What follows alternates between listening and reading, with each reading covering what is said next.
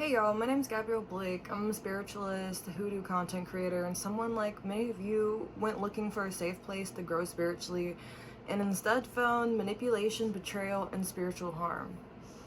This is a very serious video for me, so I'm going to be reading it off my computer because I want to make sure that I convey the emotions properly.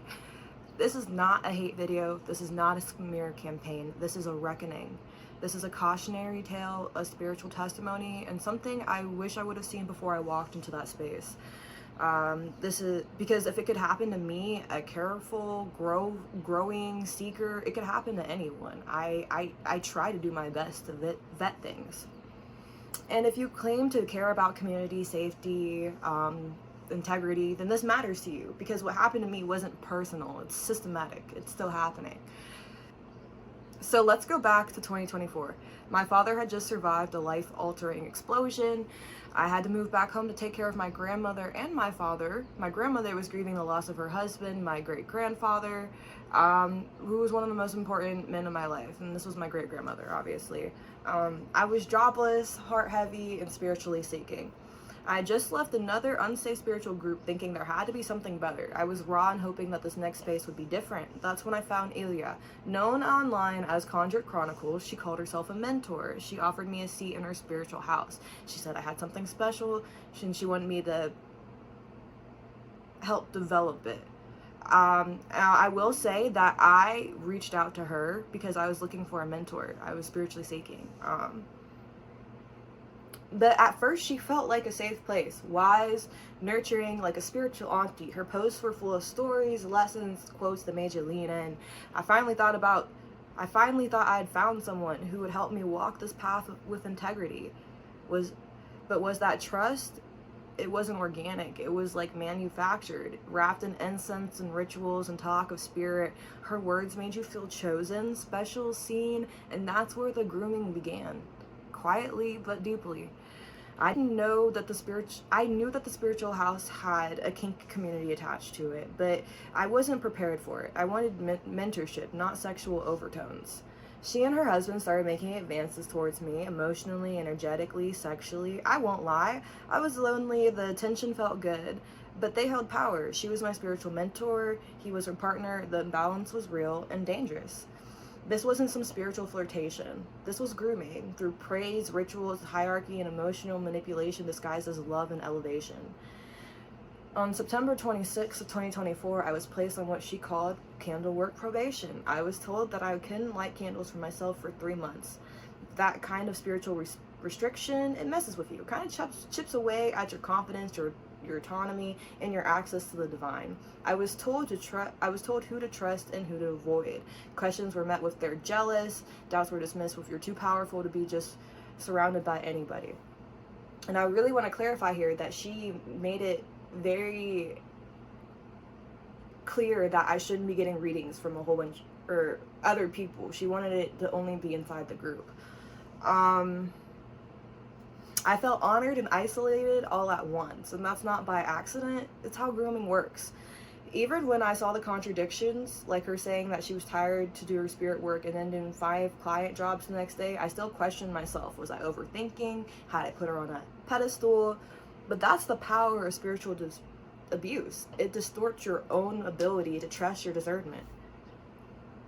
In December in 2024, things unraveled more. She told my boyfriend that we were meant to be in a polyamorous relationship, like her and her husband, something that neither of us had agreed to. And when I turned to her for clarity, she told me I was overthinking because I felt like there was something wrong between my relationship after that conversation. When the revelation came that I was correct, then she wasn't there. She barely had any responses for me. So on February 10th, 2025, I left the house. I didn't feel free though. It felt like I just left the cult. And if you've seen, she jokes about it, and I was a part of that joke because someone had DM'd me saying that it looks like you're part of a cult, which was honestly a part of my wake up. That happened in December, I believe.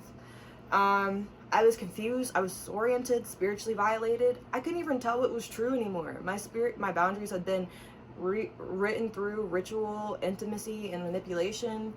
And so when I left the house, I didn't even see all of this yet. I was just told by Spirit to leave the house, so I did.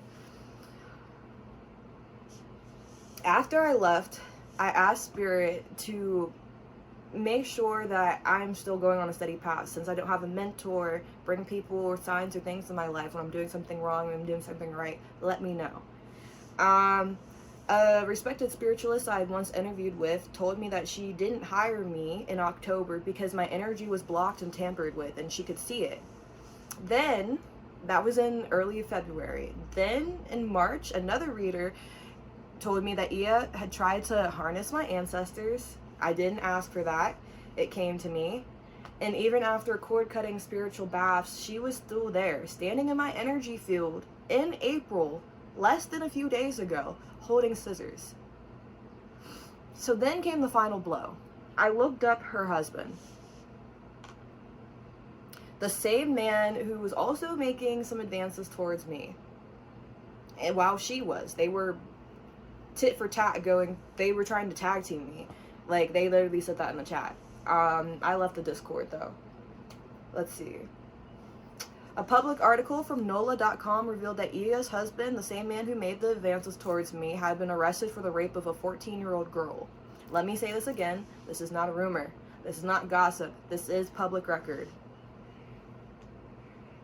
The chat, the spiritual house, was filled with survivors of sexual abuse, domestic violence, the spiritual trauma, including me, and I've always been vocal about my experiences.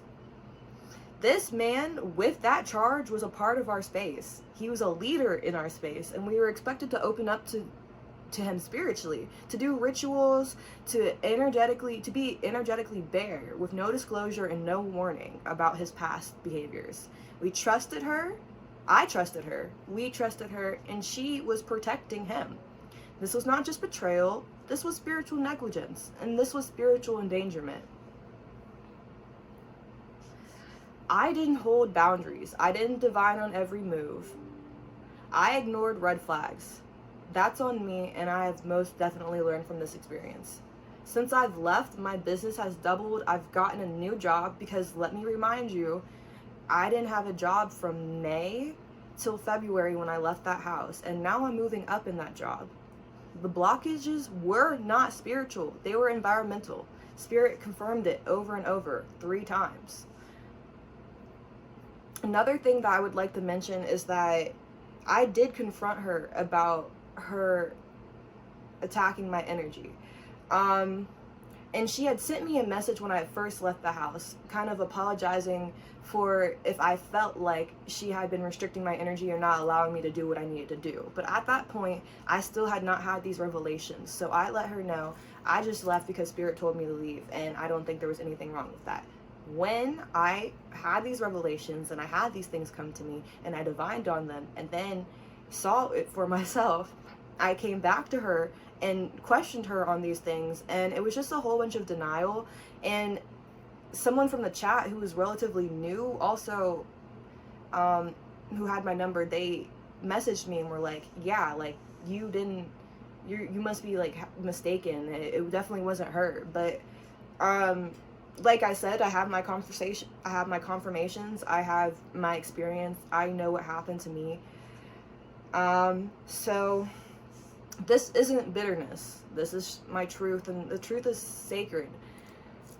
Spiritual drama is what you call it is when it's not happening to you. I'm speaking for every person who's trying to name what was done to them. I'm speaking because no one should have to question their worth or their sanity in the name of mentorship. If you care about healing and community and a spiritual safe space, then this should matter to you too.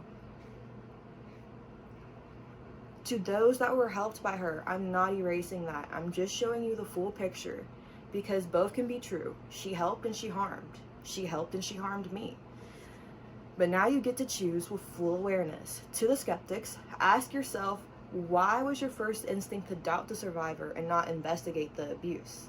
To those who see themselves in your story, in my story, you're not crazy, you're not weak, you were targeted because of your strength, spiritually targeted, your light. Let this be a Sankofa moment. Go back and reclaim what was lost, learn from my story, and move differently in the future. Because no matter how this is all dressed up, abuse is still abuse. And this, it has to stop. I pray that this video is met with love and open ears and compassion. Thank you all for listening to me and hearing my story. And once again, this isn't a smear campaign. I simply just have to talk about my experience.